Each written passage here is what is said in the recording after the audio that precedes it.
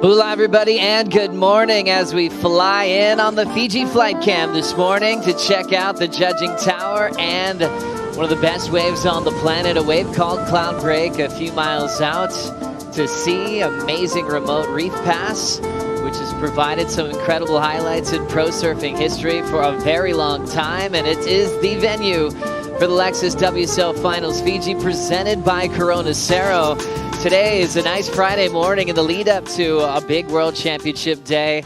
And today we're going to get to see, a couple of practice runs from the Final Five and some local Fijian surfers that'll take over their local lineup. Joe Turpel with Richie Lovett, a man who spent many years on the championship tour and calls this one of his favorite venues on earth. Rick, it's been a couple of nice down days. I'm really excited to see everyone do a few laps today. Yeah, it's going to be great. Somewhat unscripted this morning, but it's going to be fun. And we're going to get the opportunity to watch the Final Five surfers on the men and the women's side warm up. This is our sort of first pre-game look at the form, how they're feeling, whether the nerves are kicking in. And you're right, it's been a fun couple of days. Mellow, not too much surf, but it started to pick up overnight, and we can see some jerseys in the lineup, which is exciting. That's right, Gabriela Bryan, world number 2, wearing the blue jersey out there in her first appearance in a Final Five format, her best year to date. We'll get to see how the backhand's looking this morning. She's out there with world number 1, Yago Dora, world number 3, Griffin Colapinto, a world champ in 2023, Caroline Marks, who's in the first match against Betty Lou. Betty Lou's in the next session. We've got Italo Ferreira as well out there in this first practice session of the morning. So they'll get some time to kind of see each other in person. We'll see how friendly they are as far as holding the pole position. We'll get to see how their boards are working and how they've managed themselves on the down days. Rich, we've got some of our friends over there on the island of Tavarua, and they said, yeah, things have been pretty quiet. When there's not a whole lot of surf, you've got to keep yourself busy on the tennis court, meditation if that's your thing, and just try to stay game ready on the down days. Yeah, absolutely. There's no point getting too fired up, too worked up this early in the event window. These guys are watching the forecast, so they know what's coming. And I think we're going to see the dial turn up in terms of seriousness, and that game-ready face will start to, drop on the faces of all these competitors. But at the moment, it's still friendly fire, still lots of, shared meals and broing down and the odd game of pool, the odd game of ping pong over there on Tavarua. But yeah, it's going to get serious pretty soon. But this is great. I love this, being able to really tap in and just watch these competitors surf without too much pressure at the moment, and a really good opportunity as a competitor being able to get into the lineup with only 4 other competitors and really test that equipment. At the moment there may be that sort of indecision with board choice and things like that, and these opportunities right now are perfect to just get everything tuned, to get yourself confident, to get your choices about your equipment, your boards, your fins, getting those combinations completely dialed so that when it is time to go, they're going to be ready. Griffin Colapinto on the Mayhem program for a majority of his life, getting boards from Matt Biolis, now a 3-time champion in the Vizsla CT Shaper rankings. Griff, one of the best ever to come out of California in pro surfing history. Last 2 years finishing 3rd in the world, and once again finding himself in the Final Five with some great winning feeling that he remembers from last season. At the regular season event, Griff was the one that took out the event title. Talk about even more confidence for the young man. Yeah, absolutely. Always good coming in to an event, being the defending champion. Obviously, this one's a little bit different because it's going for the world title, which has been a little bit elusive. He's had a couple of cracks at this Final Five format on home turf and hasn't been successful. But I like his chances here. He's got all the confidence in the world. His last memory of being right here at Cloudbreak is holding up that trophy and dancing on the bar over there at Tabby and having huge celebrations. So he'll be channeling that energy. And mate, hasn't he just had one of the most remarkable years? He was sort of tripping basically in the first half of the tour. He was getting some good scores, dropping some good numbers, but the results just weren't coming. Here we go. This is Gabby Bryan. Gabriela Bryan started off on tour and earned the Rookie of the Year honor, jumping on boards from Matt Biolos as well, representing the island of Kauai and known as the most powerful surfer on the tour, and picked up 3 big wins this year, including a back-to-back scenario at Margaret River where she's owning West Oz at the moment. Last year was disappointment for Gabriela Bryan as she had a spot in the Final 5, let a wave go. Aaron Brooks, the wild card at the time, took it, bumped out Bryan from the Final 5 picture last year. That's right.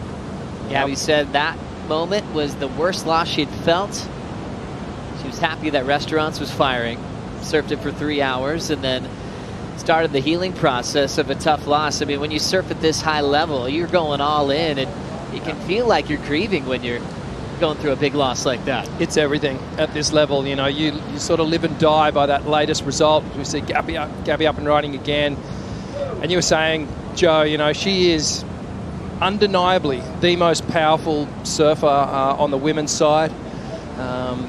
You know, a lot of those performances come on the forehand that we get to see. And just stepping on the reef there today, not too much power, not too treacherous on that inside section. This is Yago, Dora, tour leader. Yeah, always smooth, so much finesse in his reads, and he's always been that way. Whether he's on the open face or doing a 10-foot air, his style doesn't change. And I think he's got that really good X factor of being able to mix it up depending on what the size might be on the day. If he can get high performance and go big above the lip, I mean, there's another guy that's going to want to match him there. Italo Ferreira getting a start here on the Timmy Patterson surfboards. The one man in the draw who's done it before, winning a world title back in 2019. And for Italo, it was a surf-off for the world title. It wasn't a Final 5 scenario. It was at the Pipe Masters, and it was against one of the all-time greats, Gabriel Medina. Yeah, what a heat. And you know, 2019 for Italo, just it all came together, and you know, he fought for that win, and to do it against probably the greatest competitor in the modern age, or in the last decade for sure. Gabriel Medina, he is a formidable force, and to win over him, that's a well-deserved world title. But yeah, we love Italo's story. So much energy. He is the ever-ready bunny, man. He's just got a battery that does not run out. I mean, one thing that Italo and Yago have in common, they represent Brazil and goofy foots, but they could be completely different in every other aspect of how they approach these waves. Let's watch this one. Yeah, so Italo here just jams that first turn. Just almost caught that inside edge, but was able to bring it out and continue on down the line. So I guess a controlled free surf in a way. These competitors aren't going to be going for anything too extraordinary, but just some good no-nonsense foundation surfing here, and the ultra-smooth style of Yago Dora, just really connecting some beautiful maneuvers, going down the line here, finding these final finishing turns. But as you said, Joe, just ultra-smooth, and this guy's so easy to get behind. He's got such a good energy. He's really calm and genuine. Sort of what you see is what you get. He's really likable. And, you know, interesting for this guy because he was kind of brought up through the free surfing ranks, and that's where his surfing sort of started. And then, you know, we've seen surfers in the past, guys like Josh Kerr, that have been that total free surf competitor, and then they bring it into a more controlled competition situation, and they bring that energy to the tour. And Yago's done it so well. And you know, when it comes to big moves, this guy's got everything. When it comes to power, he's got it. He's got the style. He's got it all, man. He's good in the big stuff as well. And you know, the world title is basically his to lose over here in Fiji. It's got to be the best compliment you could receive as a CT athlete or any competitor. When people watching your heat, they're not sure if you're in a heat or not. They think you're just naturally reacting to sections, bring that purity of expression, kind of surfing how you would, reins free, so to speak, that you would actually do the same thing if that jersey wasn't on, and Yago brings that to the tour. So hard to do. It's easy to say, and you know, the concept of it, you're like, oh yeah, you just go out there and, you know, let it all hang out and rip. But to actually do it with a jersey on, I can tell you, man, it is hard to do. And you know, you spend years trying to get in that zone where you're comfortable to take enough risk that you can go for those big maneuvers and really put it on edge. And the two-way format has helped that. So it's been great to see that progression in professional surfing, where these surfers are actually encouraged to take a little bit more risk and really show us their full potential when they do have a jersey on. This is Yago again. Yago looking fast. His board looks great. He's just hopping out of the inside. Really incredible high-performance surfer. Amazing in the barrel. Had an unbelievable heat here last year against the GOAT, Kelly Slater. Put himself on the best waves, got barreled, packed big turns on the inside bowl. That gets really shallow as you run out of water. And typically that's the name of the game here at Cloudbreak. The more you go down the line, the more critical it gets, the more shallow it gets. And we're kind of seeing it at a fun little performance rippable size today, but all signs are showing that it'll be significantly bigger when we call this thing on in a few days. Yeah, it's looking promising. Over the weekend, things are starting to get interesting, and then early into next week, we're going to see a significant swell turn up here in Fiji. And we're going to have some options too, which is really interesting. We'll dig into that a little bit later. But yeah, what about that heat? You know, Yago composed himself against Kelly Slater, the greatest of all time, and certainly the greatest out here. You know, there's no other surfer that's spent as much time out here as Kelly. He knows the wave intimately. Here we go. This is Caroline Marks. Caroline Marks has some family here for support.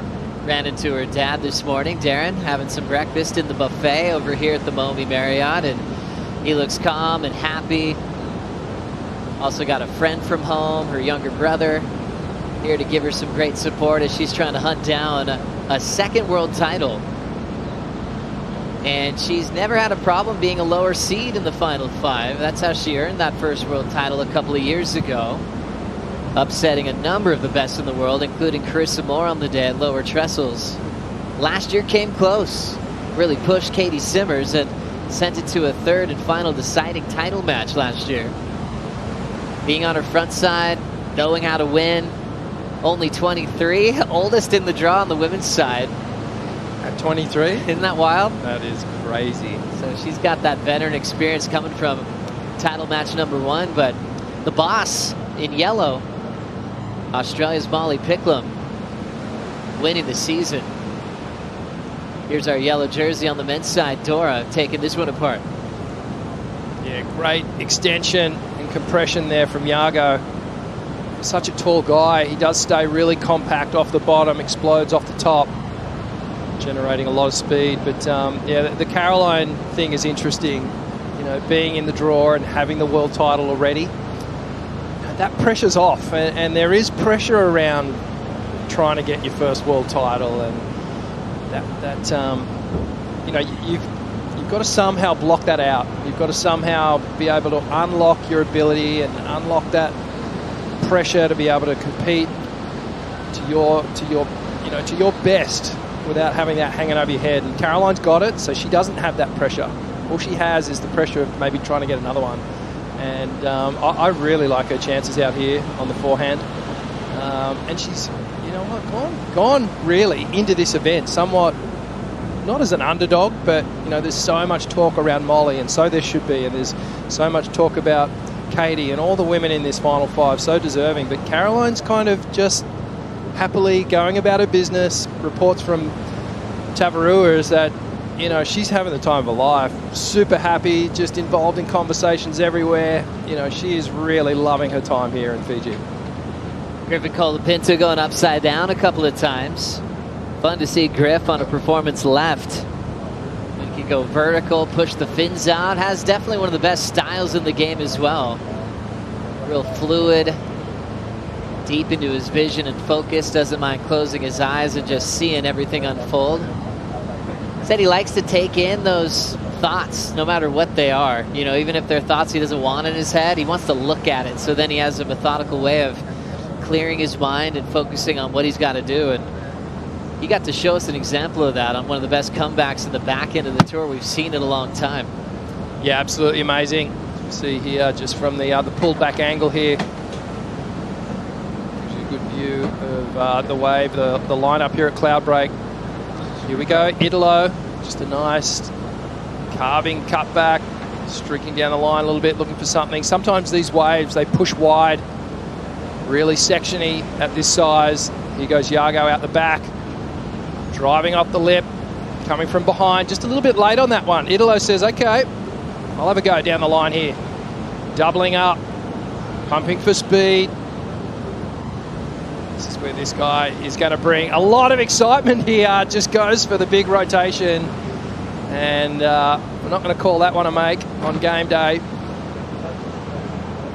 But this is the X factor that this guy can bring, you know. There's this end section here, this shish kebab section down the end. It can be so intimidating to the point where you don't even want to do like a regular closeout turn or a floater and sort of end on dry reef. Italo's going to, you know, he's not going to shy away from this section. He's going to hit it with everything. He's going to throw it into the air, exactly like he did on this wave. So just hunting for speed. You can see the stance just slightly widens right before the takeoff. It's a great rotation here, nice and high. Unfortunately, just landed in the trough there. Just a little heavy on the back foot, but mate, one of the best in the world at this maneuver. You can see just got stuck a little bit on his heels there. So much strength. You've got to say, probably the fittest in the draw.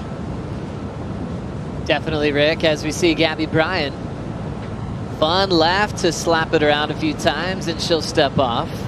Yeah, well, this is, you know, Gabby Bryan said the other day, you know, her backhand is probably not her biggest strength, her biggest weapon. It's all that forehand carve that we've seen her do so much of on the tour. That's where she's gotten all her wins, is pretty much on the forehand. So the backhand's a little bit of an unknown quantity here, but, you know, equally as powerful. And, you know, she said it on camera the other day, you know, look out, because I'm going to put as much energy into my backhand and ripping the top off the wave. That's all I want to do, is just destroy the wave when I stand up. You can see here, great form, staying nice and tight in the pocket. It's just figuring out a new board here. I know Matt Biolis is on in Fiji at the moment, so he should be. He's got a few surfers in this final series, so just amazing for him to be on hand here. He was in Indonesia, I believe, prior to this. So, yeah, coming to watch the action firsthand. He's got a big team. Yago, Dora on surfboards from Matt Biolis, along with Gabriela, Bryan, Caroline Marks, Betty Lou Sakura Johnson, and Griffin Colapinto. You know, and you'd even add Jordy to the mix, who got some help from Mayhem earlier this year. Jordy was hopping on a couple of Mayhems at different times of the season, including on road to his win in El Salvador this year.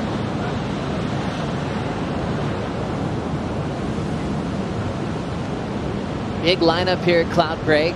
The talk around the island has been about where the championship venue will be.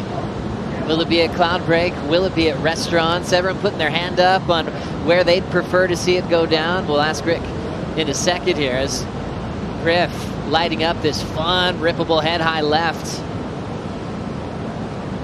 Nice read, letting the fins hang out the back. His parents showed up yesterday. Mitch and Camille had a nice dinner here at the Momi Marriott Resort. And I heard Crosby's en route. Yeah, he is. I had a text from Crosby yesterday, actually. We were just chatting about some things, and he goes, man, I'm on my way. I'm coming to Fiji. I was like, yeah, that's so cool, you know, having the whole family here. Great to hear that Mitch and Camille are staying at the resort here as well. This is Caroline, a little wave out the back.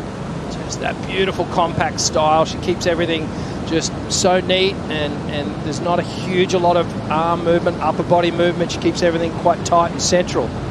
Here we go, Italo outside. Nice redirect from Italo. There's a nice version of that lean back open face hook where he can mix it up and put even more energy into it to follow. So finding different angles in his lines of attack. Got here probably last out of the men, at least in the final 5. And all reports from photographer Jimmy Wilson said his first wave he got out to Cloudbreak was a pretty small day. No one was getting barreled. Italo ripped it to pieces and found a barrel on the inside, so he went right into go zone. Just off the jet. As we focus on finals day brackets, it's going to go by very quickly. And remember, every high seed starts off the match with first priority, so Jack kicking things off in match 1 with priority over Italo Ferreira. Yeah, it's a fun matchup. I love this. We talked about it in the in the morning show the other day. This is just a pure contrast of styles. Jack is, well, he's a natural footer for one. So, natural versus goofy. Jack has that kind of zen-like approach to everything. Italo is completely the opposite. High energy, just likes to get all amped up, really expressive. And like Jack looks like he's fallen asleep before he goes out in the water and goes into competition mode. So, both have their way of getting in their zone, and that's half the secret for all these competitors, is to find that perfect place on the dial where you just wind it to that point and go, okay, this is my sweet spot. Some people need to get amped up and drink Red Bull and just be, fully fired up and energized. Some crew like to just take the other path and just be super calm. And even with that zen, we saw how aggressive Jack was in some previous heats against Italo. That'll be really fun to watch. On the women's side, match 1, we'll start with Caroline Marks, world champ, taking on Betty Lou Sakura Johnson in her first edition of a Final 5, going for her first world title. And that one, just like Jack, Caroline starts with first priority. Yeah, that's a fun one as well. And obviously experience going the way of Caroline Marks here. Again, another contrast of goofy versus natural. So I love these opening matches on both sides. And depending on where we are, I think is going to have perhaps an influence on this match. Restaurants is going to be, if that comes into play. Caroline on her forehand, and she's got experience out there. She's surfed it a few times. But Betty Lou has just had a full-on breakout season. It's been a season where she's sort of realised goals and realised that, yes, I can win events. Getting a couple of wins this season. What an amazing year for Betty Lou Sakura Johnson this year. Another great view on the Fiji flight cam of our practice session happening this morning. About 9:30 local time, and about an hour from now, we'll get Molly out there, Katie Simmers, Betty Lou, Jordy, Jack Robinson. They'll get their turn to have the lineup to themselves here at Cloudbreak, and then we'll get into some big local heats for the Fijians, finishing about lunchtime this afternoon. On the lead up to what looks like September 2nd potentially being a championship day. But the 2nd, 3rd, and 4th looking promising as we see the form and technique from Griffin on the back end. Flawless, really. He just looks so connected at the moment. The boards look just unbelievable under his feet here. Just knows exactly when to hit that accelerator, change gears, get up into that higher speed zone. Then he backs off at the perfect moment as well. And this is Italo, all energy. Sleepy carve off the top. Now he starts to rope into it with a bit more intent, a bit more power. I love these real quick direction changes. Now, this is not new stuff we're seeing from Italo, but it's sort of a different approach to Cloudbreak, which generally likes a longer line. But at this size, you can really attack it. This is it gets a little smaller than this, but really this is playful size out at Cloudbreak. This is kind of stuff that you and I probably relish out there, Joe. Yeah, there's a lot of different moods to this spot. Some giant days on the outer ledge that we've seen in history of this event. Some big wave sessions that we'll never forget. The famous session where our friend Dave Wassel got at least 3 cover shots, if not more, on one wave. Italo Ferreira, though, he's a giant on tour. 4 WSL Final 5 appearances, and he has been so dangerous. You go back to 2018, he hasn't had a season where he's really finished out of the final 5 outside that injury he suffered at J-Bay when he did the splits on a backside free-falling floater. Last year, runner-up in the world. 2022, runner-up in the world. 3rd place finish in 2021. That was a final 5 scenario.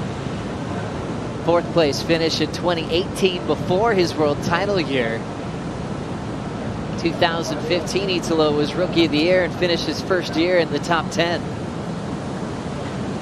Lightning in a bottle, fired up with tons of energy, coached by the smooth, calm, goofy Reynolds Hayes.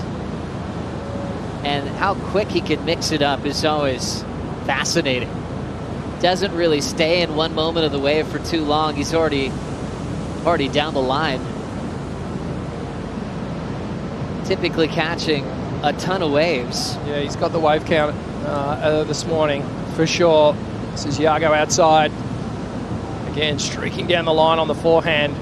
And these goofy footers, they get the luxury of just always being able to look down the line, facing the wave. This is Griff on the backhand. Foamy little section all the way through to the inside. And then to Yago. Nice flow, nice fluidity. Will slide the tail out and go down right in front of Griff. Yeah, usually you think Italo would just catch the most waves on tour, but Griffin actually caught more waves than Italo this season. When you count up all the waves ridden in the regular season, Griff caught 275, 19 more waves ridden than Italo this year. It's just a bit greedy, isn't it? It's all about rhythm, isn't it? You know, and sometimes surfers need to find their rhythm. If something's not working, they'll keep catching waves. And you know, kind of the contrast story is typically an Ethan Ewing story where he's not catching too many waves outside the top 2 that he requires. Italo knows that he likes to stay really active and catch a lot, so he still had the 2nd most waves ridden on tour this year. I guess just focusing on the final 5, Griffin caught 78 more waves than Jordy Smith. Jordy catching only 197 waves this season. I can see that. The least out of the final 5. Yeah, you can tell. You know, Jordy's, he picks his moments. And very selective with wave choice. Out of the Tommy Whitaker book of just patience in a heat. Checking out the year for Griffin Colapinto. CT by the numbers. 3 final appearances this year. The first one, crucial, at Margaret River, runner-up to Jordy Smith. That was all about making the mid-season cut at the time. He accomplished that, and then he just went into the go zone in the back end of the season, making it to 2 more final stages in Tahiti, and also in Brazil against one of his best friends, Cole Houshmand. A year that's not really comparable to the rest. His worst start to date in his career, coming off a 3rd-place finish.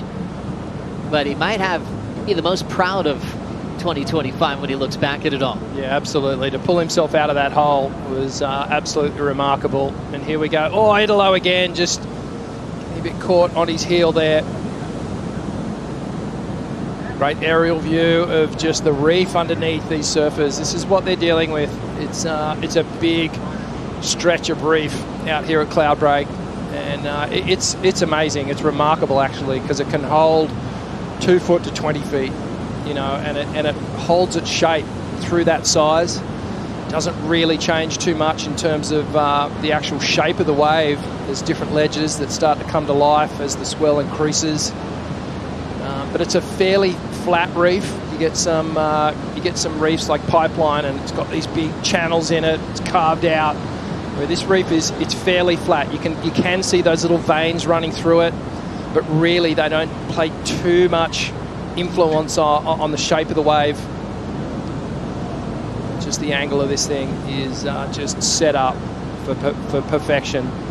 And a real mix of sections here where you get that outside ledge and it barrels, and you get the opportunity to do a bunch of maneuvers. Then inside that shish kebab section bowls out again, and that's where you've really got to put it on the line and make a commitment whether you are going to pull in and risk that closeout, or perhaps go for that one big closeout maneuver. But it's a tricky wave too, Joe. It's got moods to it. It tends to breathe, and by that I mean it doesn't have a perfect line to it all the time. Sometimes it backs off a little bit and it can be a little wobble through the lip line. And you've got to be able to make those adjustments on the fly and almost, you know, surf instinctually when you're on this wave. And to get it down, you've got to spend a ton of time out here. And Kelly Slater, perfect example of someone who just has this place completely dialed.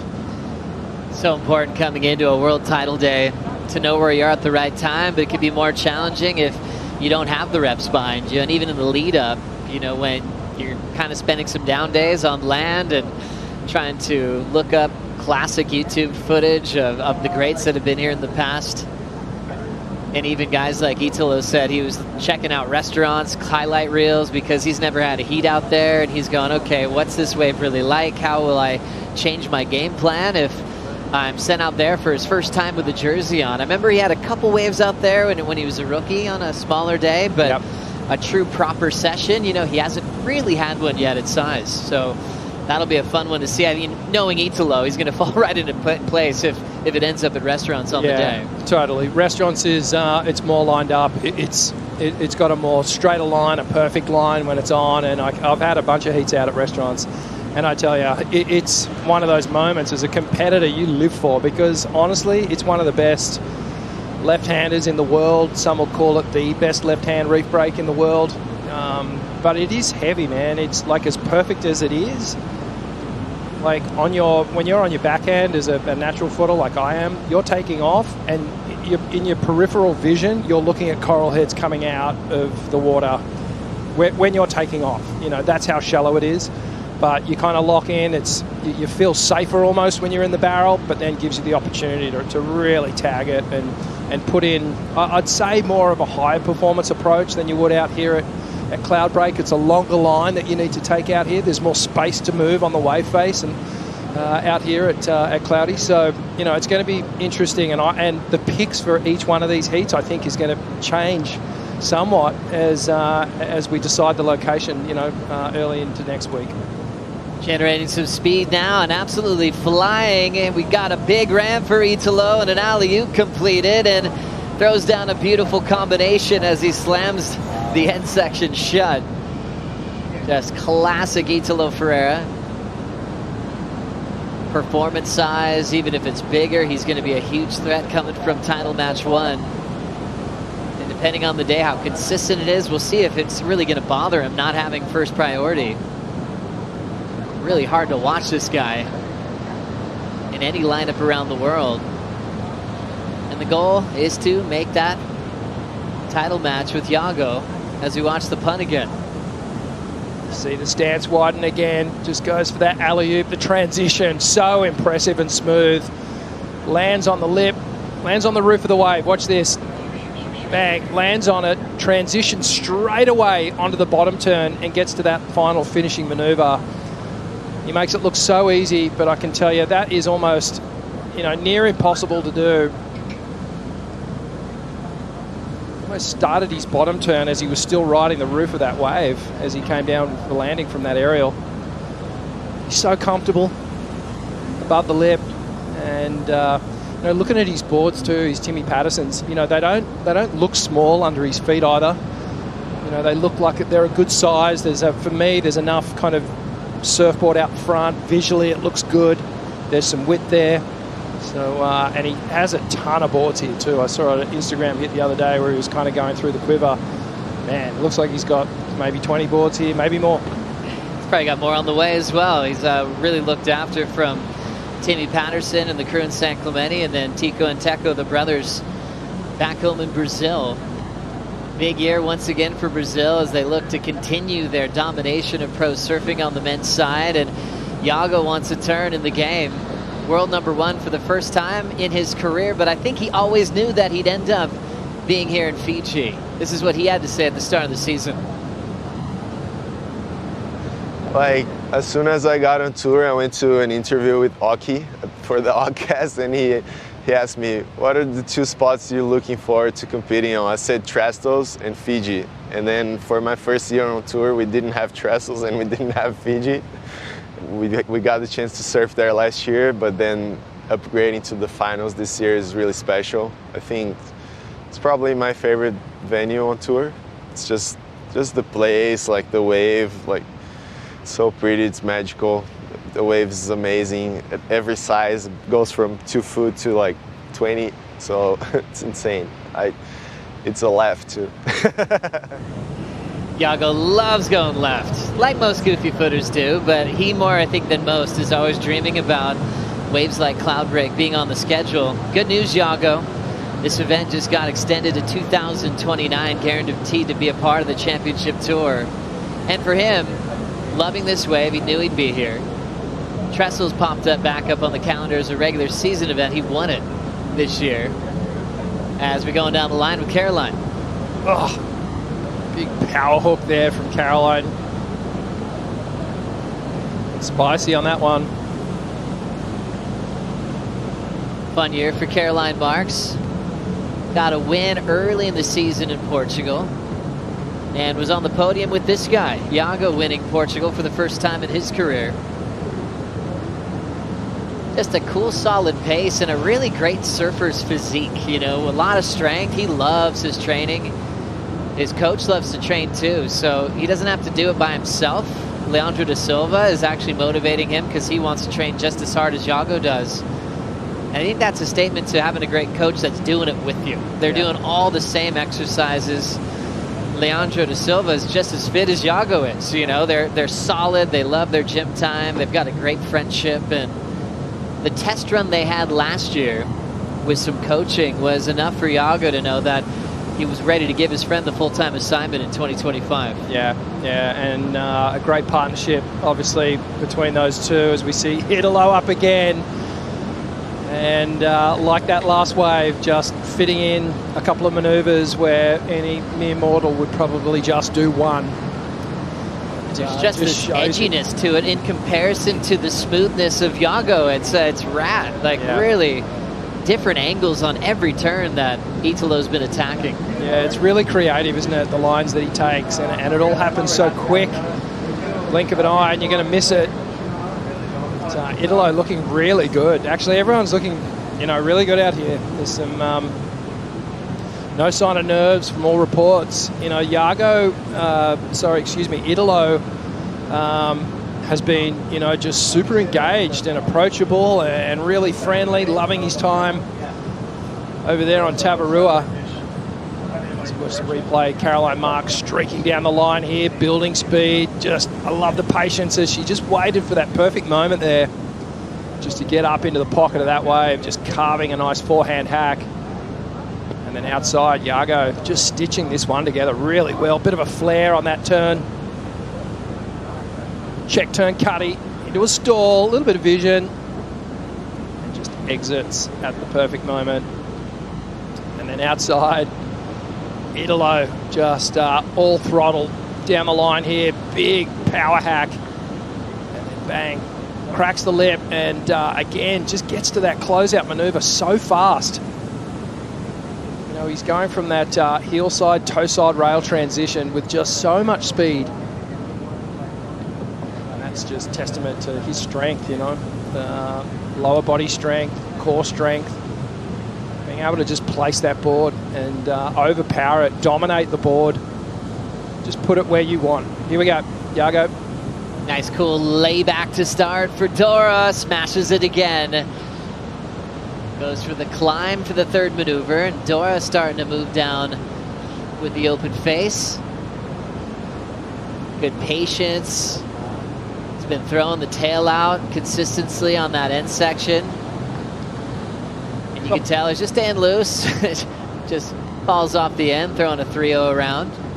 But you wonder, you know, how much are these guys willing to show today? You know, in a warm-up. Are they going 100%? Are they just trying to keep the blood flowing? Yeah, they're just feeling it out. They're just keeping things moving, keeping the juices flowing. Just it's a rhythm thing now. It's like just, you know, a tennis player going having a warm-up hit. You know, this is just all part of the preheat preparation for when it's time to put the game face on for that 35 minutes. Griff on a bigger wave outside. Nice easy pace, incredible technique, Griff, the number 3 seed. We'll wait to see who will be surfing with in his first match, it'll either be Italo, Ferreira, or Jack Robinson. He's had some classics with both. Dead even record with Jack in the past. And Italo with more wins over Griff in their history on the championship tour. Griff yesterday, yeah, looks like he wants to try something else. Yep, smart. This is the time to do it. Free lineup, and Griffin, well, he's had those 3 final appearances, 2023, 24, and now in 25. Will this be the year, the world title year? You know, this guy is a sponge. You have a conversation with him, and he's asking more questions to you than you are to him. Like, he just wants to get so much information in his head. He'll ask you about, you know, heats that you've had in the past, the break, what's happening, how you're feeling, and then he kind of, he just connects with people, and that's where his energy's at, you know. And it's, you know, I heard Griff was actually just sort of trying to really extract as much info as he could out of Kelly the other day. Really asking him questions about the break and hit situations and all this stuff. So yeah, he really is, you know, he's the biggest sponge on tour, no doubt about it. The #1 seed has been undefeated really when it comes to the big world title showdown in the Final 5 format. The first edition was going back to 2021. 2-0. Gabriel Medina winning his 3rd world title over Toledo. Toledo runner-up in the world, and look at Felipe's dominance. Went back-to-back, the first Brazilian to go back-to-back with world titles. 2-0 against Italo, 2-0 against Ewing, and then we saw John keep that record perfect for the yellow jersey. 2-0 over Italo, who rampaged from the first title match last year. And now remember the update with the rule change this year favoring regular season performance. Yago doesn't need 2. He can do it in the first title match. If he wins that first title match, he will be world champion. If he doesn't, it goes back to best out of 3. World #2, Bryan wants to be part of the title match with Molly Picklum. Picking up wins in J Bay, Margaret River, El Salvador. Having some, you know, up and down results as well. Knocked out early in Brazil, but that set her up well for the J Bay win. She got there a couple of weeks early and scored some perfect waves. Hard off the bottom, off the top. Gabby on a backhand, you can see she can just get those real tight angles as the backhand pivots off the top and off the bottom. And outside, Yago, Dora jamming that one, little layback hack. And again, a repeat. So 2 great turns there. A little foam climb, gets a little bit stuck. And you can see that actually just put his rhythm off for those next 2 turns, but now he cleans it up again, gets that tail flare. And really expressive in the way he's surfing at the moment. Geez, he's looking good. Again, just tagging it. Just really good read. That was more of a critical section. But yeah, there's almost, just looking back to the Final 5 and on the men's side, almost some poetic justice there that the #1 has gone through to clinch the title. Italo 2 runner-ups. That's really interesting, you know, because I feel like he's got his world title on a regular season. He would love nothing more than to get it in this Final 5 format before we switch back again, so that he can kind of go, you know what, I was the champ. No matter how you want to do it, I'm going to be the champ. So yeah, we'll see if he can do it. He's going to have to climb from behind again. Wasn't expecting to see Italo get, you know, almost this underdog role in the back end of the year after such an unbelievable start. Yeah. It felt like a runaway season where he was in yellow, everything was working. He was an absolute giant through the first 4 stops of the year. Yeah, absolutely. You know, he had a blinding opening few events, and then honestly, he hit Oz. So we just watched the replay here, up and over the roof, glides through that bit, and again gets that big closeout maneuver. He looks completely switched on. But yeah, he got to Oz, and honestly, he forgot to bring the wheels because there wasn't any. He was basically grinding on the axle. It's that big closeout maneuver. He looks completely switched on. But yeah, he got to Oz, and honestly, he forgot to bring the wheels because there wasn't any. He was basically grinding on the axle. Had just kept getting knocked out, unfortunately, but you know, testament to this guy's ability and tenacity. Just found the form again. Italo chucking the fins into the flats. Maybe if everyone's in a low gear today, this guy's not. He's giving you everything on these performance conditions at Cloudbreak today. Another reverse to finish for Italo, and that might be his game set. You know, he's like, hey, I don't want to like go in a low gear because I don't have one. You know, he's kind of all in or nothing. It's a good point you make. You know, this is the way he likes to compete, and it comes back to finding how you work and being true to that, sticking to that. And that's exactly what we're seeing out here. This guy, honestly, just hits turbo mode from the get-go. Griffin Colapinto winning the regular season event here last year over Rio Waida. Also had a fun heat with Jack Robinson on the finals day, showing that he could do it on a performance left. The only regular footer to win at Cloudbreak outside of Andy and Kelly. What a great crew to be a part of as far as a list of champions with their left foot forward. Absolutely. It's an exclusive club, and to be part of that one with two of the greats, that must feel good. So we're coming up to a high tide here. You can see Griff just getting a lift on the Red Bull jet ski.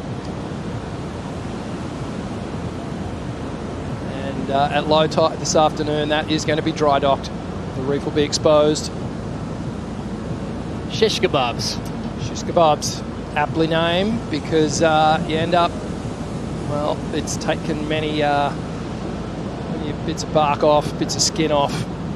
It's kind of sharp down there too. Ooh. Griff, nice warm-up.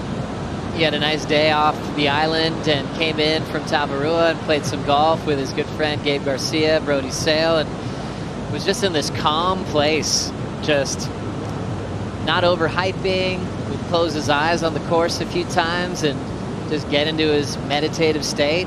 You kind of think about when you have a days leading up to one of the biggest days of your career, when you got to switch on, when you got to switch off. You don't want to feel like you've been surfing your heat for 2 weeks mentally. But I think Griffin found a nice way to, you know, be competitive, have some fun, and then get right back into world title mode this morning with his practice session. Next session will be Molly Picklum, Caitlin Sivers, Betty Lou Sakura Johnson, Jordy Smith, and Jack Robinson. They're about to paddle out. We'll bring in Kaipo Guerrero and Felicity Palmatier to continue the conversation.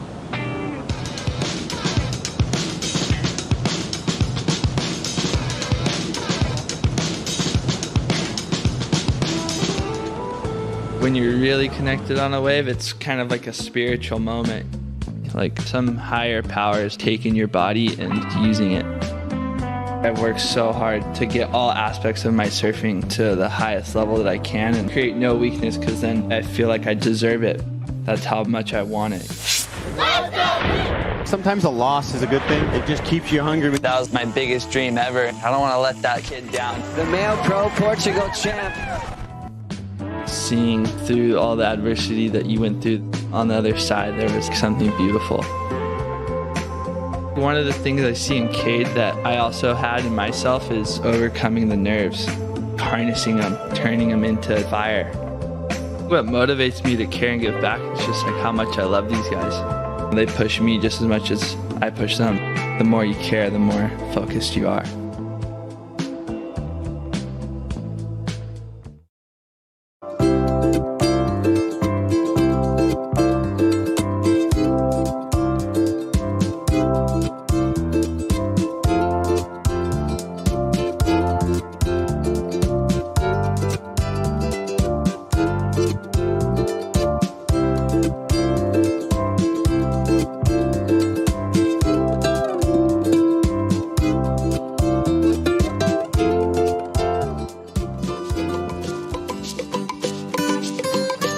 Yeah, the warm-up sessions, they're in effect right here at Cloudbreak, anticipating a great Lexus WSL Finals, Fiji, presented by Corona Cero. These are the warm-up days. These are the scouting reports, and thank you for tuning in here. We're broadcasting live right from the mainland, right here from the beautiful Fiji Marriott Resort Momi Bay, Kaipo Guerrero, along with Felicity Palmentier. That's the beautiful backdrop that we have. This is the playing field, and it's another beautiful day, and it's good to see all of our surfers. And a little bit of a scouting report. Everyone just getting warmed up in anticipation for those WSL finals. Yeah, this is cool. This is such a great moment, you know, for surf fans to really see who's tuned in, who's connected. Obviously, we know that the conditions are going to be a lot different. You know, we're looking at, you know, a bigger swell at the back end of the waiting period, but it's just nice to see, you know, the guys we were talking about before, Richie and Joe, you know, board changes, fin changes, getting connected. And just, you will be able to tell who's connected or not right now. I think it's already been telling signs this morning. Yeah. Again, Yago, Dora, Griffin, Colapinto, Italo, Ferreira, Gabriela, Bryan, and Caroline Marks out there in the free surf. They got 39 minutes on the clock. So we've seen some warm-ups. We've seen also some surfers, Flick, that are showing some restraint. I think when you're talking about feeling out the boards, that's what we're seeing. And then we have other people, like Italo Ferreira, who's just going for it. Oh, yeah, he's absolutely going for it. He just looks electric. Like, here he goes right now. Ferreira a little deep on that one. A little bit of a crumble as the trade winds start coming through here at Cloudbreak. And Ferreira actually, you know, filling out his Timmy Patterson surfboards. Some new designs coming from Tico and Teco. It's silver surfboards with Ferreira. They've been working on different stringer constructions, different glassing schedules on the board, different cores. So I'm feeling out all of that energy. Here we go with Yago Dora, the #1 seed. This guy, Flick, he's 2 waves away from his first world title. It's so cool. I think this has been a long time coming for him. We spoke about it in the morning show, but just how close he's been for the last couple of years and sort of being pipped to the post. And I think his surfing's been there. We mentioned it as well. It's been a confidence thing. He's had changes in the camp. Obviously a new coach, you know, and making new moves and sort of creating his own path as we see him taking off again. Just loading up for something here. Dora just cruising through on the Mayhem surfboard. And we knew he was going to punch it. Beautiful straight air. Love that projection and love that he has that in his arsenal. In some of the other warm-up days coming up to this, we saw Yago Dora actually throw down some really cool air combos. I'm talking 2 airs on 1 wave, mix it with tubes, mix it with turns. I think that's going to be the recipe for success here. Yeah, I think so too. I think he's probably one of the most well-rounded. You know, I think he's got this advantage of being on his forehand, you know, at these 2 options that we've got of restaurants or Cloudbreak. And he's got this beautiful style. It's very fluid. He's got great rail work. But right there, I mean, we've seen it all year, just the variation, the creativity in the air.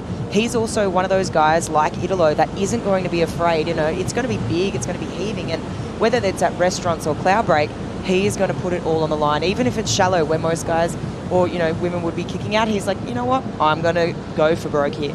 Yeah, this is his, you know, this is Yago's year. I mean, 7 years on the championship tour, took 2 CT wins in 1 season. He had a runner-up over in JB, which was a classic final there. And I feel like things are really lining up for him. Gabriela Bryan on the backhand, surfer from Kilauea on the island of Kauai.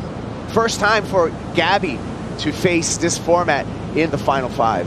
This is an interesting situation because this time last year, she was here at Cloudbreak with a chance, as we see, Caroline. Yeah, our 2023 world champ wants a 2nd title. Ducks under the curtain right there. Caroline Marks looking sharp on that Mayhem, and that was a difficult turn to put down, but you can see the smoothness of the water coming off of the rail. That's good signs for Caroline Marks. Great signs, great wave selection too. As we see Italo. Got some energy here. Pops it up, pops it down. Watch the fins, Italo. These are just the warm-ups. Maybe he needs to pull it back just a little bit. I don't know. You know, it's hard for him to do. I don't know if that's in the vocabulary. Pull it back? I think it's just more. Yeah, it is. Number 15, expecting his first child, Italo. He's here with his wife on Tavarua, enjoying it, and you know, and coming into kind of 2 different mindsets. Because here's the thing, we're going to get back to kind of lifestyle here, because we're just going to talk you through this. Another wave of Yago Dora. Another thing I want to point out is when you have 5 professional surfers, 5 of the best surfers in the entire world out in a lineup, rarely does a wave go unridden. It's great for us. Colapinto, our defending champ out here. And what a sweet move. Ducking under the curtain. little check turn. So not only some of the best surfers in the world, but some of the fastest paddlers in the world to get back out there and continue this rotation. Yeah, it's cool. I mean, it's such a big playing field too. You've obviously got the different sections of the reef with so many different waves coming through, and these guys and women are making the most of it this morning. As we see another ride on the way, Italo. Here he goes. Sharp turn there, right back in the pocket. Finds a little cover. And that's what you're feeling out right there. You can see a little bit of an adjustment there. Interesting to see. And maybe I haven't been paying 100% attention that there have not been more board swaps in this warm-up session. Yeah, I think it is kind of interesting because, you know, today, do you play the game where you know that that forecast is going to be bigger, and do you just take out the board that's a couple of inches longer, knowing that you're most likely going to be riding that? Yes, it's not surfing to the conditions, but do you just want to get your feet in the wax on those boards? You know, we're talking some serious surf. Whether we're at Cloudbreak or restaurants, that'll dictate the size. Obviously, restaurants tucked around the back end of Tavarua. So it will be, you know, yes, we've got a big swell coming through, maybe not as big. It'll be a beautiful mechanical wave. But if it is at Cloudbreak, it's going to be serious. It's going to be pretty big. Yeah, these guys are going to be busy if we're at Cloudbreak. Our water patrol on the Red Bull jet skis, they're going to be really busy if the day turns up and it's going to be a Cloudbreak day, because it will be a shorter period swell. It'll be a swell that's kind of going to be on a number of various positions on the reef. It's not going to be as straightforward. So we're anticipating that call as these storms develop here in the South Pacific. But those are some of the best guys in the business right there on the Red Bull jet skis. Oh, yeah. I think you look at that forecast, and for me, I just see if you're one of the, you know, the surfers sitting in that 4th or 5th seed and you're thinking about making a charge, as we see Griff. Colapinto. Looking pretty quick. And Griff kicks out right behind him. It's going to be Marksy. Caroline. And again, I feel just feeling things out with those two surfers, in contrast to what we saw from Yago and Italo. Totally. I think, you know what? If we go to restaurants, it completely changes the game, right? I think to surfers, like, as we see Gabby up and riding right now, just a couple of cracks on the backhand. But, you know, if we think about someone like Caroline, who is the only goofy on the women's side of the draw, and you think about restaurants, how much more fast that wave is compared to Cloudy. You know, she's obviously on the forehand of both, but I think it changes everything when you look at both sides, you know, on the men and women's side, and who you might be picking in those matches. Yeah, well, let's hear from Caroline Marks and her thoughts on, you know, this location, Fiji, as an event. We caught up with her at the beginning of this year. Yeah, to have the WSL Finals this year at Cloudbreak is, you know, it's incredible. Cloudbreak's one of the best waves in the world. It's also a left, which is really exciting. We don't have many lefts on tour, and if the forecast aligns right, it could be just an incredible event. So to be getting barreled and doing big turns at Cloudbreak to win a world title is just going to be amazing. So yeah, it's really exciting. Well, that pretty much echoed exactly what you were saying. I think she knows that she does have a decided advantage coming into this event and seeking a second world title. That and you know, she brings up that point. She's like, hey, like the tour at the moment, there's heavily geared to, you know, the right-handers, and I think coming here as a goofy, I mean, we always talk about it, how much goofies love to go left. I think she'd sort of just be rubbing her hands together. Even that conversation of restaurants coming into the picture and knowing how mechanical it is, how fast it is. And I mean, 2 waves prior to that last one, we saw her take off. She's looking really good. She's looking fast, got a great read. Yeah, I mean, already I'm seeing good signs from Caroline. Finals day is going to take some endurance. Then we got a board switch in the channel right there. But finals day for Caroline, it is going to take some endurance, because she's going to start right in that match number 1, and it's going to be a long day for her to seek that second world title. She's going to have to pace herself through the day, as we see Italo Ferreira. And just another thing that we're talking about, Flick, I mean, this is the time to feel out the equipment, and that's exactly what he's doing. Yeah, this is the day to do it. And I think we've already said, but, you know, we're looking at a really big swell at the end of the waiting period. And, you know, if it was me, I would be changing boards. I'd be, you know, getting on that equipment that I might maybe pulling out on the day. I think it's such a big difference. Like it's only a couple of inches, but it does make a difference. Volume's different, the way it paddles. You just want to feel connected. So yeah, today's the day for sure. And certainly the X factor for all of these surfers to have to pay attention to, in that your Cloudbreak board is probably going to be a little bit different than your restaurant's board.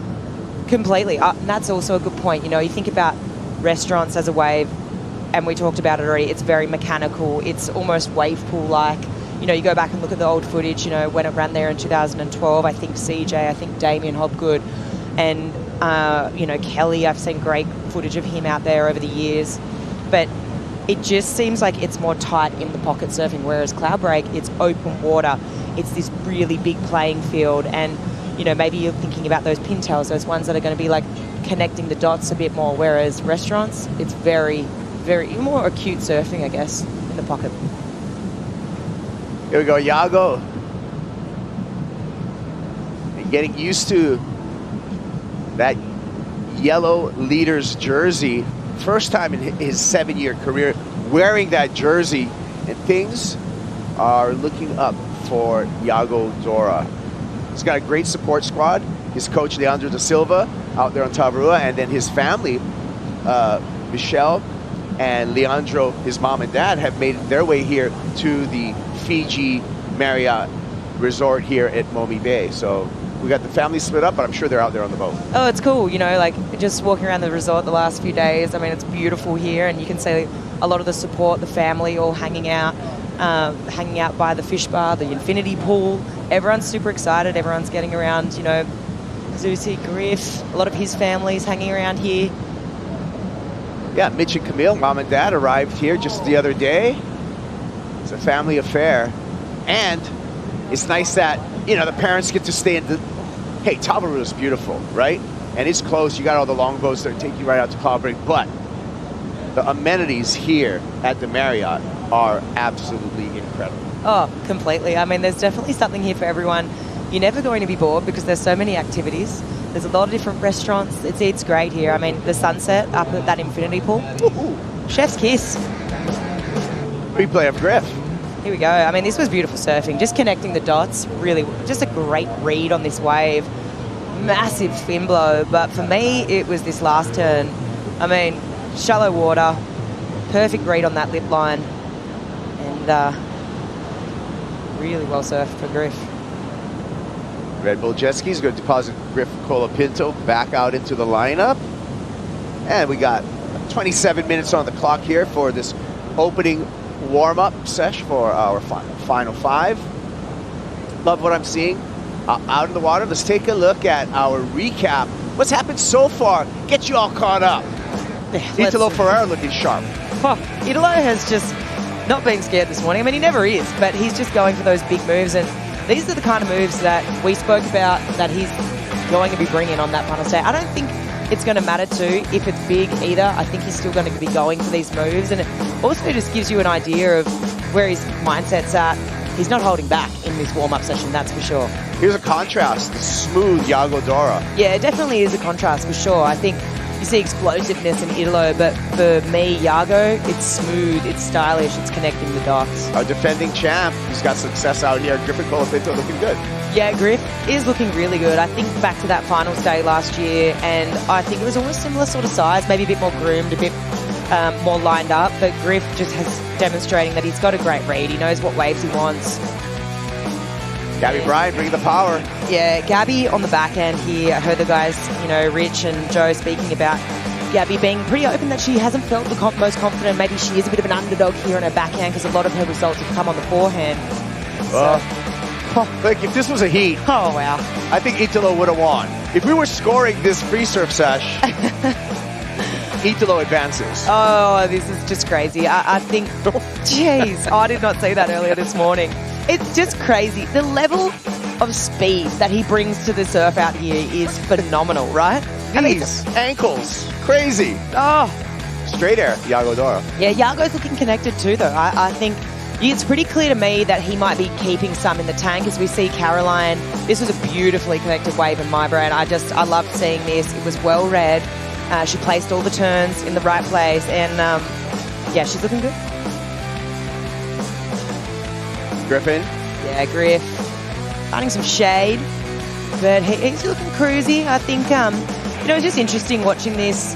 Obviously, we've had those few days where it's been, a little bit stormy.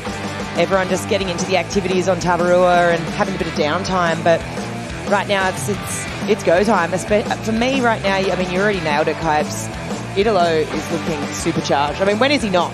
But I also think it's two different mind frames. You got like the Zen-like approach here from Griffin Colapinto, who knows how to hold back, doesn't want to peak today. Maybe he doesn't want to show all his cards.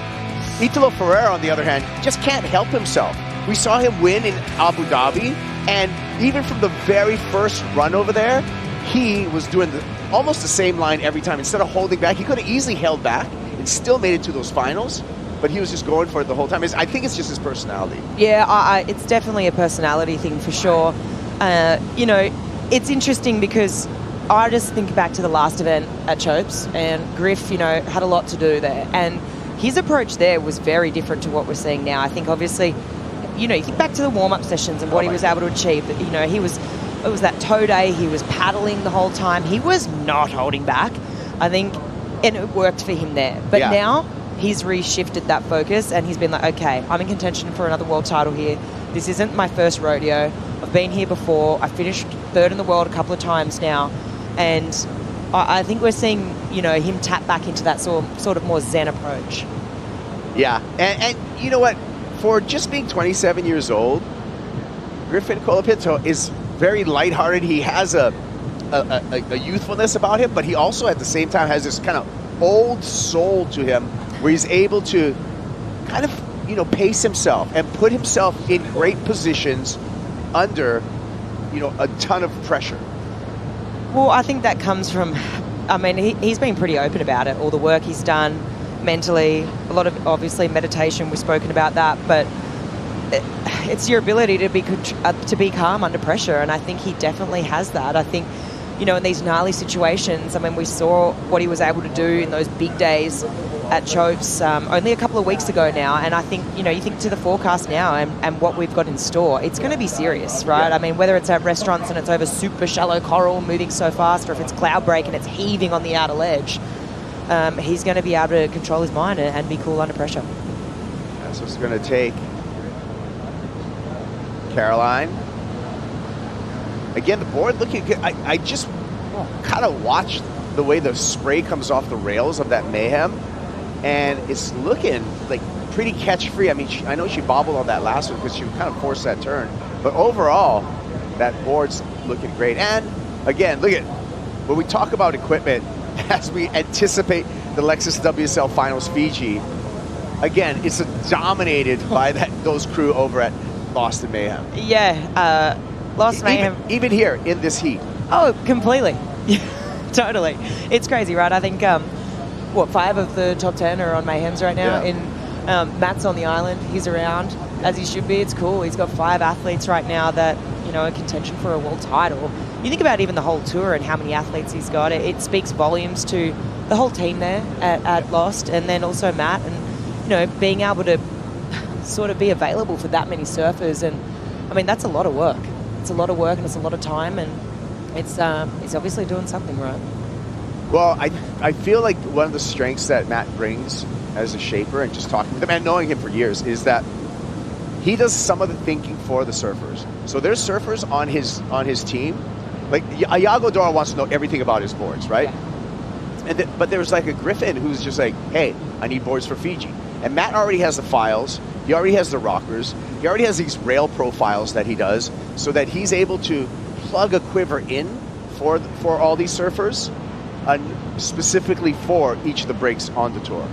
Well, you think to the years and years of experience, right? Now, I think we've heard it also a little bit throughout the year. I remember, I think Bells it was, and, Kanoa started writing JSs, and then I think the boards and the sort of the templates that we used were, the ones that Joel was writing out there. Right. And, obviously with slight tweaks and stuff, but you think about the longevity these shapers have in their careers and, like, the files that they have access to, I think, Eric Arakawa shaping for Jack and, tapping into the Andy file. Like, Jack's obviously got the Rising Sun spray on his board, but I'm sure that there's some, look into those Andy files and what he's writing. Well, the surfer that's looking for a world title, she's on those Mayhem boards. Gabriela Bryan This is her opportunity. We caught up with Gabby at the beginning of this year and her thoughts about the finals. My biggest goal for 2025 is to win the world title. I know I'm capable of doing it. I want to put myself in a position in Fiji in that final 5 to have a shot at it, and it's super exciting that the finals are going to be in Fiji. I fell in love with Fiji last year. That was my last stop, so it's a wave that pushes me out of my comfort zone, which is super exciting, and backhand barrel riding has always been something I've been working on and going to continue to work on, so it's going to push me, and I'm always up for a challenge. I love that, Flick. And that was at the beginning of the year before we even kicked off the tour, manifesting her spot in the final 5. It's cool. She got so close last year. This time last year, she was pipped at the post, right, by Tatiana, and it was probably heartbreaking for her, but she also was like, it's one of my favorite places in the world, and rightfully so. Fiji is incredible. I think what we saw from Gabriela this year was amazing. The 3 CT wins, more than any woman on the tour. You know, she just had this mind-bending year. It was amazing, and I think the thing that most impressed me was Chopes, and her, you could just see it every single heat. She was visibly improving, and the smile on her face was so genuine, like the elation, and just she knew that herself, like she was pushing herself outside of that comfort zone, and that's why I just love these events so much that are in Waves of Consequence, because it really pushes the surfer to do something sort of outside of what they thought was even possible. I feel like we're at a place right now on the league that progression is happening in jerseys in real time. And that's what makes it so exciting for me as a fan to watch these heats, is that no matter what the stop is, you actually see surfers with clocks, with judges, but still pushing themselves and doing new performance highs in their surfing in real time. Totally. These are not video games, right? I think and even more so, I think, on the women's side. You know, we've spoken about it a lot, but just the addition of Pipe and Chopes back on the tour for the women, and that, I think what, you know, you've got to pay homage to the generation of like Steph, Carissa, you know, Lakey, Tyler, like these women, because they had to adapt in real time, right? And they're like, okay, wow, like these events have been added, and then I need to adapt because they're now on tour, right? And I need to do this in my off season, which is such a quick amount of time, but we've seen what's been possible, and those performances, I mean, Chopes last year was a beautiful example of, you know, women's surfing being pushed, and just because there is that opportunity on tour now, but we're seeing that now from this younger generation, you know, the Erin Brooks, the Sierra Kerrs, just they know now that those events are on tour, and that level is just being raised because they're like, okay, if I want to be on tour, I've got to compete at those waves. Yeah, and we talk so much about, you know, the new school, the next generation. Well, it's true. When we look at the final 5 on the women's side, 22-year-old Molly Picklum, 23-year-old Gabriela Bryan, a 19-year-old Katie Simmers, a 23-year-old Caroline Marks, and a 20-year-old Sakura Johnson. It's unbelievable, right? All of our final 5 have to pay an extra fee to rent a car. Oh, that is so true, right? It's over 25, isn't it? It's over 25. It's mind-blowing. And, you know, we talked about it, and, you know, some of the establishment were like, it's not going to happen right now. But I feel like 2025 has been a turning point in women's professional surfing. Totally. I think it's easy, for me, the one on there that's been on tour for quite a long time, it's easy to forget, is Caroline. I think it's 9 years she's been on tour, but she qualified so young. And other than that, the other 4 women, I think, yeah, Caroline's had a bunch of experience as we see her taking off now. In and out. But yeah, the other women, they're so young, and I think they've seen those women. They've seen the Steph, the Carissa, you know, Tyler, all pushing that bar because those events were now on tour, so they had that to sort of aim for, you know what I mean? Which has been really cool, but I think, you know, I just kind of got to take the hats off to that generation, because they didn't have much time to be like, whoa, we've got one off season to try and get good in these Waves of Consequence, right? Because they didn't have that sort of, like, it wasn't on tour, so it's like, what's the incentive, you know? Let's take a look at our adopted home right now, Flick. It's a wonderful place in the South Pacific. Definitely if you're a surfer. Oh my goodness, take a look at the Fiji Marriott Resort, Momi Bay, the lagoon, the over-the-water bures, broad sand beaches, a number of activities around, 5-star dining. What am I missing? Oh, I don't know, all the different activities you can do in one day. Surfing, jet ski, I mean, water activities, snorkeling. I mean, I'm pretty sure you can go utilise the Kaiwai activities, all the water sports that's available. Seriously, Cubs, we're in heaven. We've just gone from one paradise to the next, and I'm like, are we working right now? It feels like a holiday. Don't give up the secret. And some of the friendliest staff you will ever meet anywhere. Already, my Bula count this morning, and it is 9:17 local time. My Bula count is already 20 Bulas that I've shared with the local staff. It's so cool, right? I mean, it's so friendly. Everyone's so friendly, so warm here. Yeah, it feels like a bit of a second home at the moment. Well, we've actually dug in pretty well. Waiting for the swell to arrive. But you know what? That's another great thing about Fiji as you look at it as a tourist destination. You know, for a surfer, say you have a partner that doesn't surf. This is the perfect place to bring your non-surfing partner and still get some waves on your own because there's so many other things to do. Oh, I tell you right now, the fish bar's a pretty good place to hang late afternoon into that sunset session. There's an amazing infinity pool, cool hot tub up there. You can watch all the action on the water, the boats coming in and out. It's pretty special. And if you want to feed the gram, it's the place to feed the gram right there because you get the sunset and the infinity pool all in one shot. Oh yeah, I've made good use of that. I know. You're great at it, actually. You are really, really good at that. And that's an art form in itself. I'm telling you right now. It's a special skill set. That or something else, I don't know. Well, we got 13 minutes in this session, and we've been thoroughly entertained by all of our surfers out there. It's like I said at the beginning, at the beginning of our stint here on the set, it is really a scouting report at this point.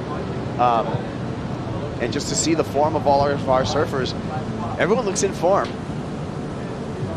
Griff here, this wave reminds me of finals day last year and that build-up. You know, it wasn't treacherous Cloudbreak, but Griff was able to put it all together on that day with in that final with Rio Waida. Yeah, I think it's almost more, I mean, it's difficult because it's such a big playing field, but when it's like this, it's super sectiony. I think back to that finals day, and he just had, I mean, Rio and Griff were obviously the informed surfers of the event. They had such a good read, but it's difficult to sort of connect the dots when it is so sectiony like that, and we're seeing that beautiful flow again from Griff this morning as well. Yeah, it's good to see, you know, just kind of the projection he gets down the line. Up and out for Caroline. Conditions evolving this morning, trade winds kicking in.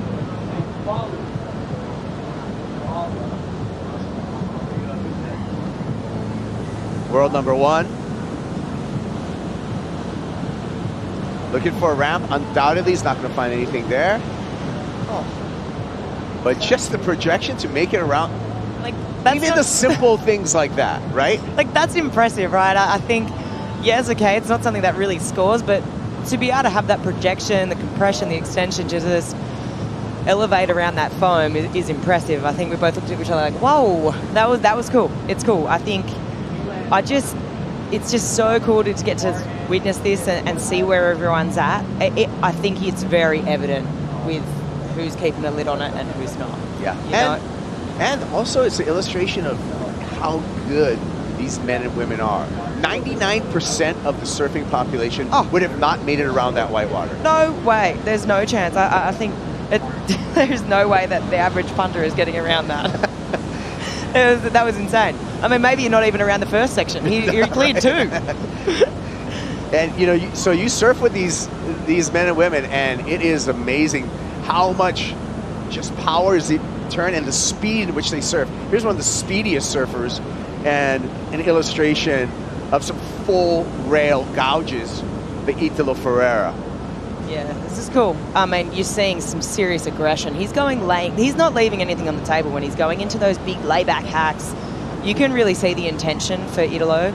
And, you know, we had that graphic come up earlier when Rich and Joe were in here, and just, you know, you could see the last few years that finals has ran and whose name's really been in there and where what he's been able to do from those lower seeds, right? It's pretty incredible. Yeah. The momentum he carries and what happens when he gets on that rock. Yeah, I mean, a runner-up in 2022, a runner-up again just in last year in 2024, of course, his World Talent 2019, which was basically an all-or-nothing final at Pipeline with Gabe Medina.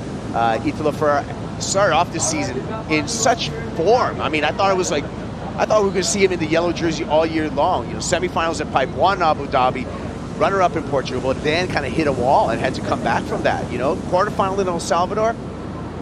For Italo, he's not satisfied with that, and then a shocker.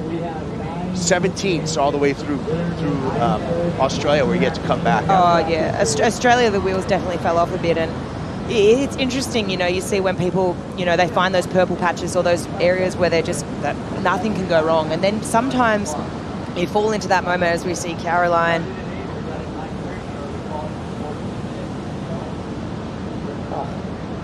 Nice snap there.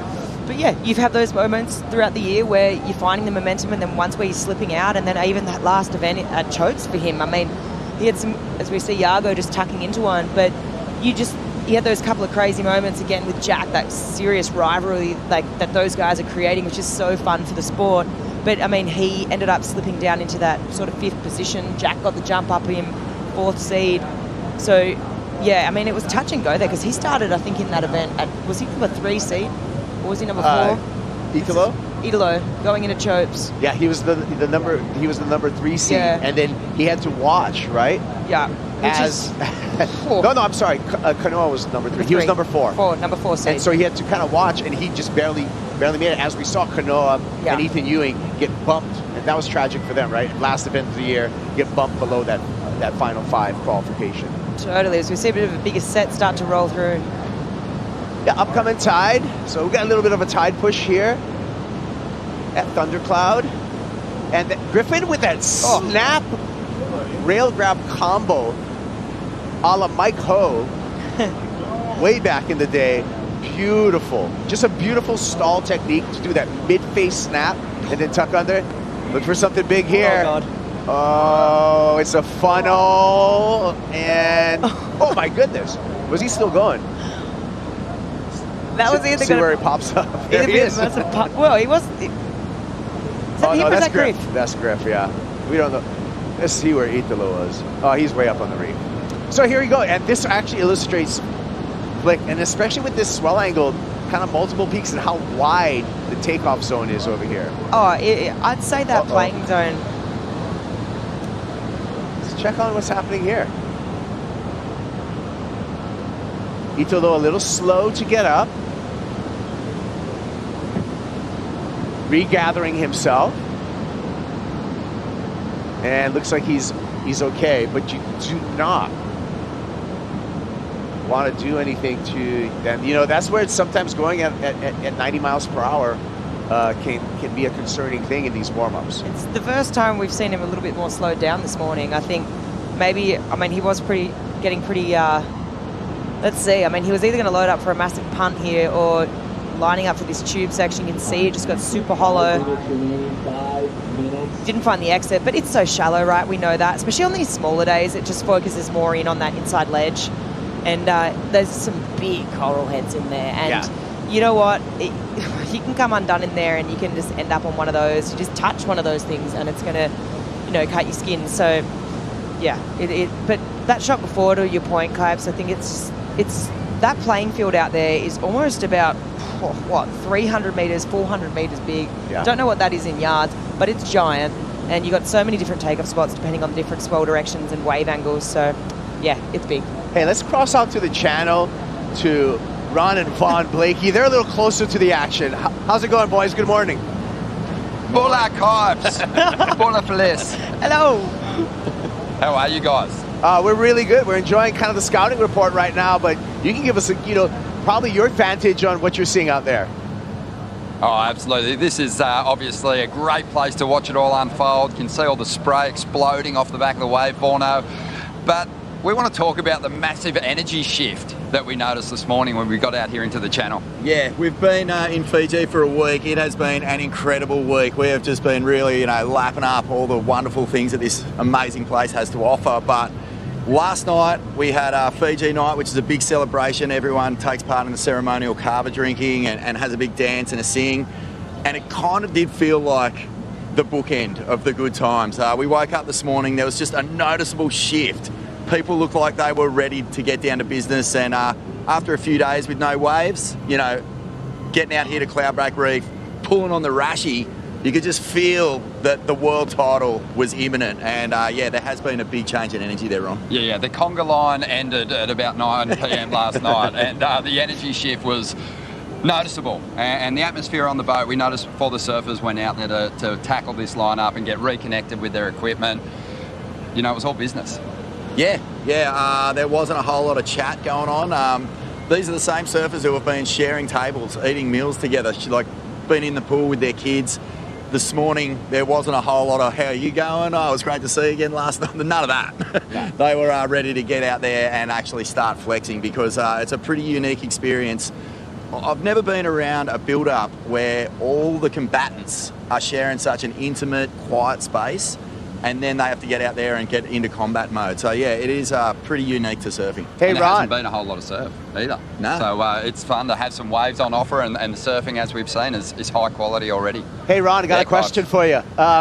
Did Hit me. any of the headphones come out at the breakfast buffet? I think that's a key indicator when you have surfers with the headphones on in the buffet line.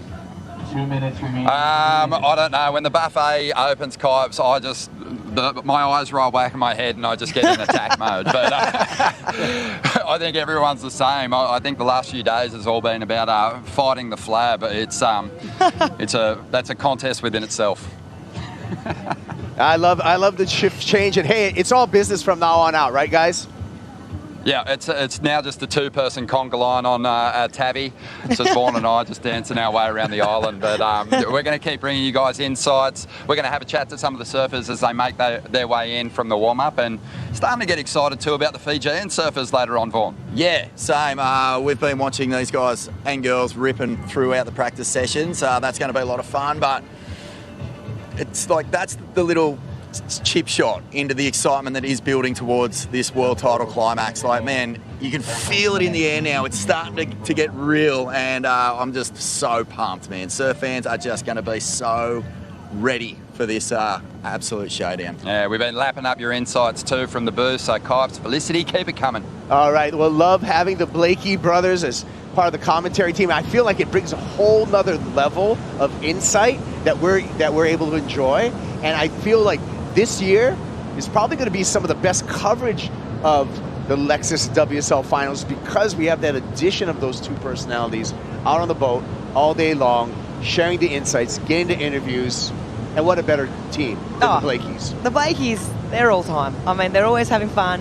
And I think because they're the fun guys, I mean, everyone's like happy to talk to them. You know, it's like, yeah, this is great. Like, oh, I'll tell you some insights. Yeah. But it's cool because they're on the ground. They've been hanging out for the last week. I mean, they've been putting together some great content, Tabby TV. It's been pretty fun to check out. And yeah, I think, like they said, it's been all fun and games, but now we're getting down to the business end, you know. I think everyone's been kind of indulging the last week, but now everyone's like, okay, it's probably time to stop the indulgement, and things are getting a bit more serious. Time to buckle down. It starts right here with the warm-up session. Our first warm-up session done for Yago, Dora, Gabriela, Bryan, Griffin, Colapinto, and Caroline Marks. We're going to be moving on to the second expression session just about to start. Molly Picklum, Jordy Smith, Katie Simmers, Jack Robinson making their way out. After the horn, it doesn't matter because it's an expression session. It's a warm-up session. I don't think it matters. No, it doesn't matter. It's all fun.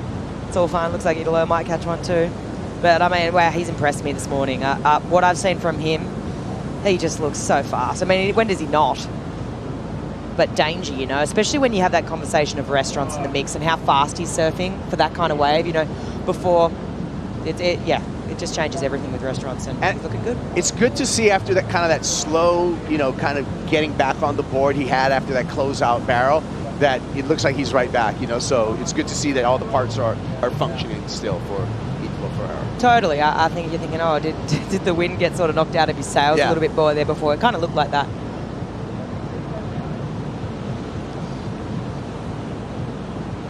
And Griffin just going to ease his way through the channel and give up the lineup to our next expression session.